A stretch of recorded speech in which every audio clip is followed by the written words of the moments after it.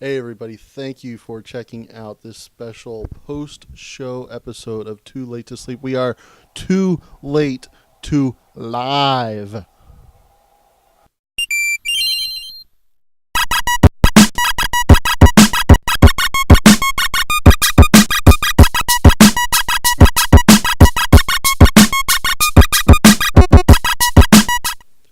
So we are doing Too Late to Live tonight. We are after the Elimination Chamber. As you can see, I am using the handheld microphone because for some reason the lavalier that I use for the normal Too Late to Sleep episodes does not want to work that well.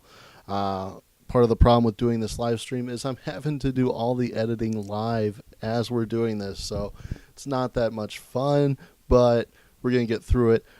We are live after the show, but I'm going to be recording this as well, so in case the audio quality is not that good, which was the case the last time we did this, if there's any kind of problems, if we need to cut down the beginning a little bit, I will have another version of this saved for later that will go up and replace this live stream.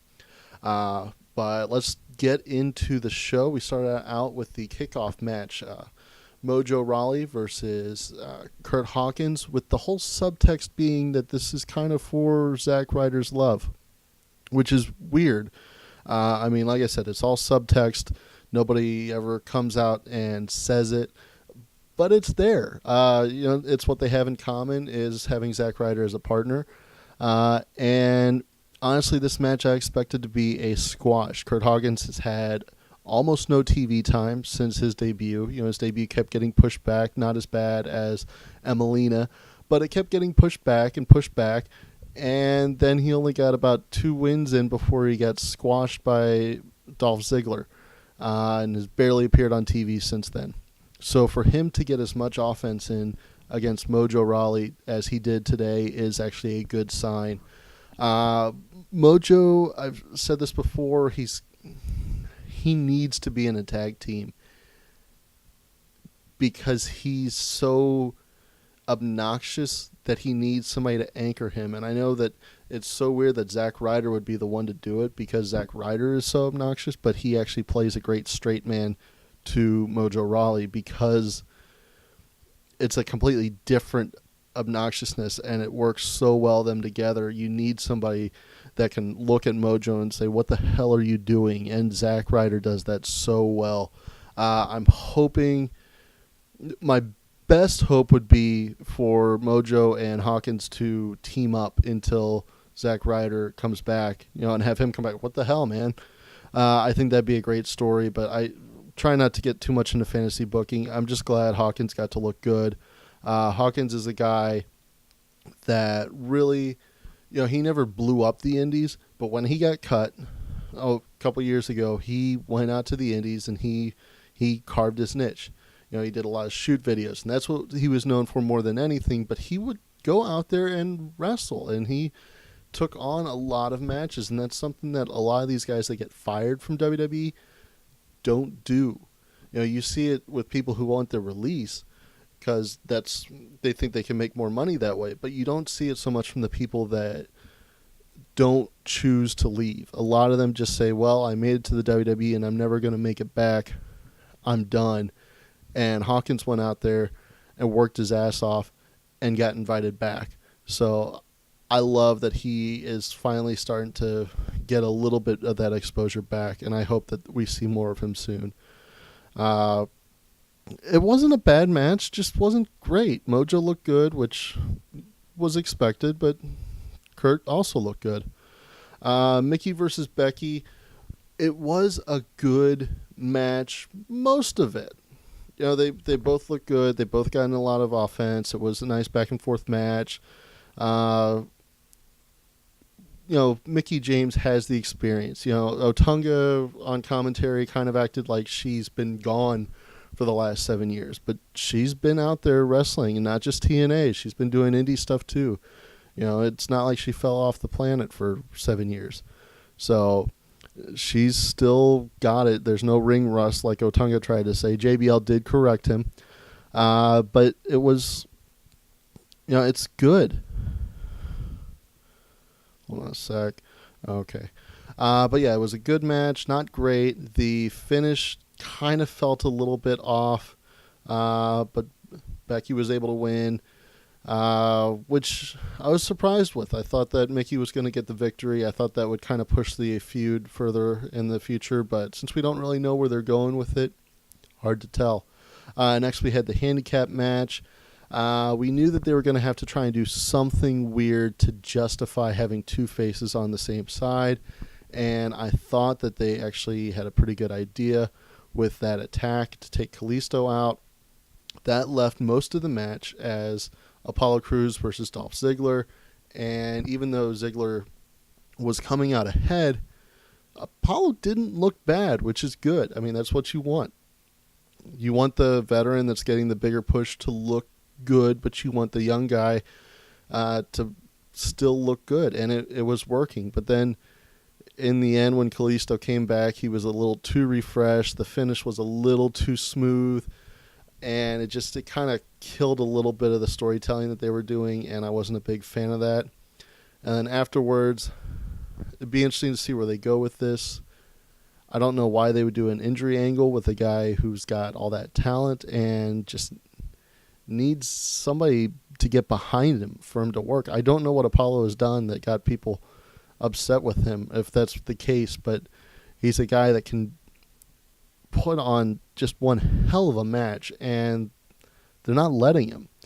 And it was really disheartening to hear the crowd chanting, "Thank you, Ziggler," because Apollo Crews is a good wrestler. There was really no need to take him out like that.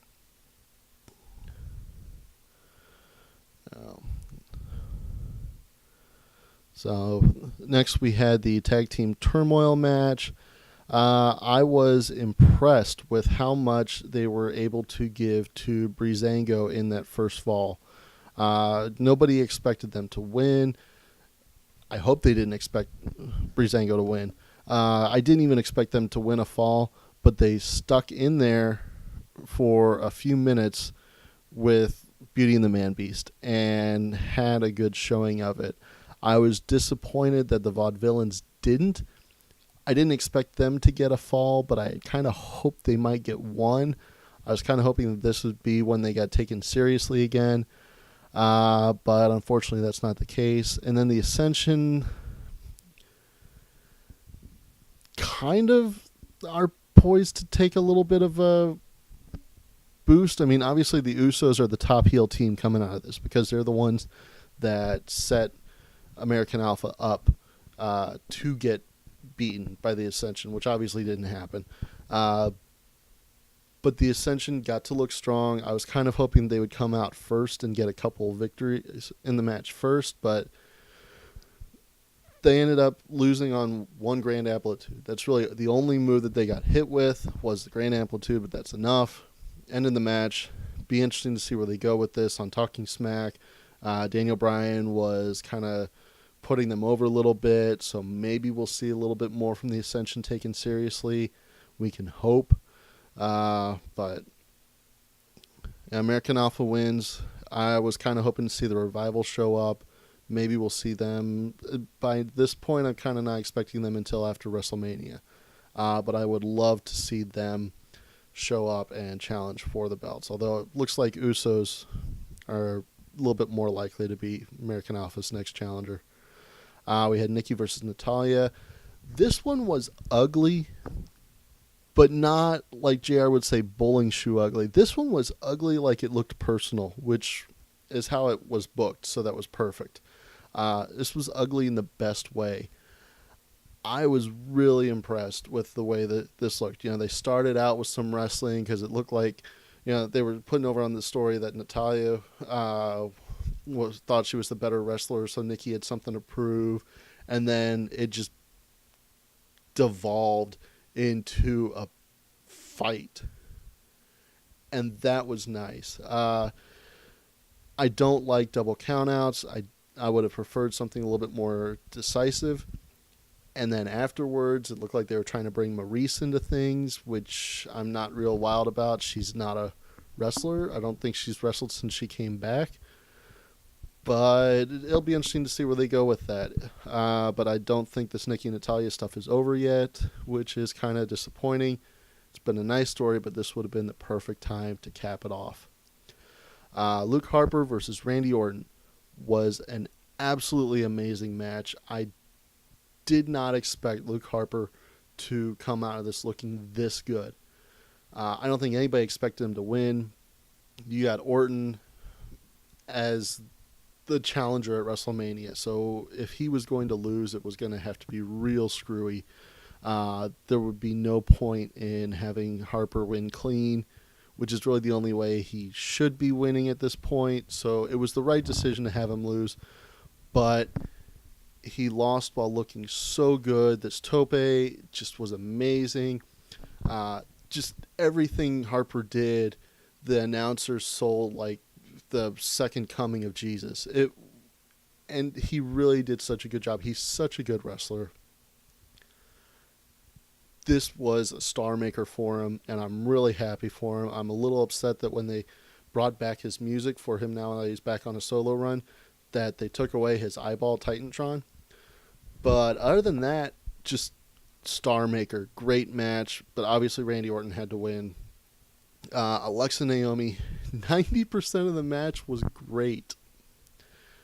So well done, but that finish was so sloppy.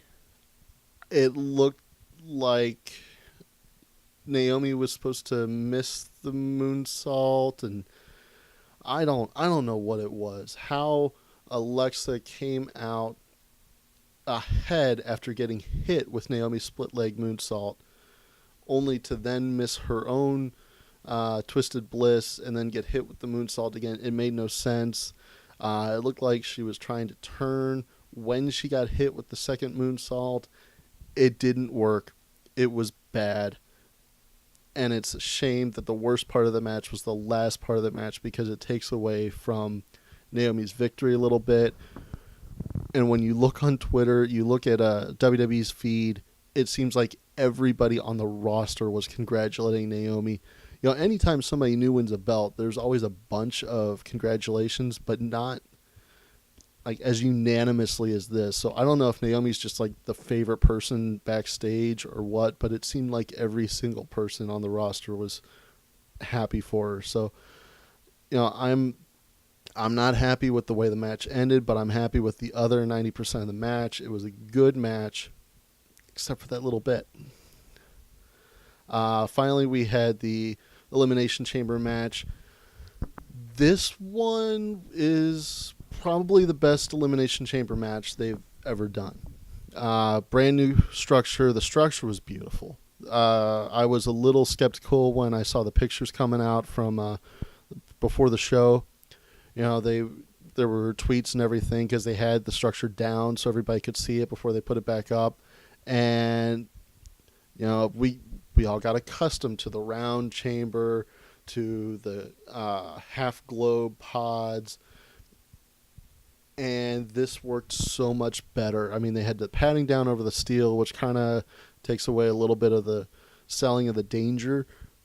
But other than that, like, it worked so much better. The lights as part of the structure instead of having to wire up special spotlights just for it.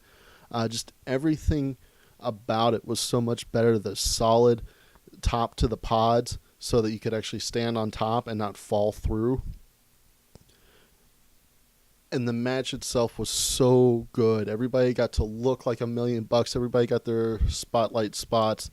You know, even the first guy to get knocked out, Baron Corbin, you know, he had already looked like a star in the match. And then he loses on a fluke roll-up while he's distracted and immediately beats down the guy that did it. So anybody that's upset about Baron Corbin getting taken out first needs to really realize the context of how it happened, because he still looks great. He can still have a feud now with Dean Ambrose over the IC title, which is likely. It really works out well for him. The Miz was really the only one whose elimination just wasn't just a huge deal. And even that, he took an AA So that's not a bad thing to get pinned on an AA. He doesn't look bad for that. And then to have Bray Wyatt knock out both of the last two champions, huge. He didn't win sloppy. He didn't win dirty. He won clean by pinning both John Cena and AJ Styles in the same night. And with the matches those guys have had, that is insane. He looks like $1 million. I've been saying for the past year and a half that he's ready to be a champ whenever they want to pull the trigger on him. He carries himself so well that you could have him lose to Curt Hawkins in the first match. And at the end of the show, just by the way he carries himself, he's credible again. That is a rare talent, and Bray Wyatt has it, and that is why he's going to be an amazing champion for as long as that lasts. Now, that might just only last until the beginning of April, but that's going to be amazing. And we've got some great stories coming out of this, because now, not only were we already told that AJ Styles has a one-on-one rematch due that he hasn't gotten yet, but now that's not against John Cena, and John Cena's got a one-on-one rematch. So both those guys have to get their title shots at some point, probably on Smackdown, because if you wait too long, we've never been told how long WWE has to give them their rematches. But I really am interested to see how they handle that. If they try and make it into a three-way dance or a triple threat, more likely. And if so, how that plays out. But I would expect Bray Wyatt to keep the belt until WrestleMania. It'll be really weird to see how he and Orton handle this, because obviously they're the Wyatt family now that Harper's not there. And Orton has really looked like a true believer this whole time. He even had that whole thing with the eye where, he had the light flickering and everything. So it looked like that was an actual Wyatt family power kind of deal. So is that something where he is a true believer and they're going to go into the match as two Wyatt family members, or was this his plan all along to infiltrate, kick Luke Harper out, destroy the Wyatt family, and then get Bray Wyatt one-on-one? That's going to be... We've got 7 weeks to hear the story, and I'm really anticipating hearing what it's going to be like. This was a great show. It's going to be crazy to see what Raw does to try and compete with this in a couple weeks when they've got Fastlane. This, like I said, it was the best Elimination Chamber match I think I've ever seen. Some great spots, some great storytelling, just a great performance all around. Fantastic show. Let me know what you thought. Hit me up in the comments. Like I said, if you're watching this live, none of you have commented, but there will be a recording of this being put up in case there were any kind of problems with the broadcast. So hopefully you guys will have gotten a better version of this as an independent upload later on. Let me know what version you watched, and if you watched them both, what you like better. Love you guys. I always love my champions. As always, I'm the Tramp. Cheers.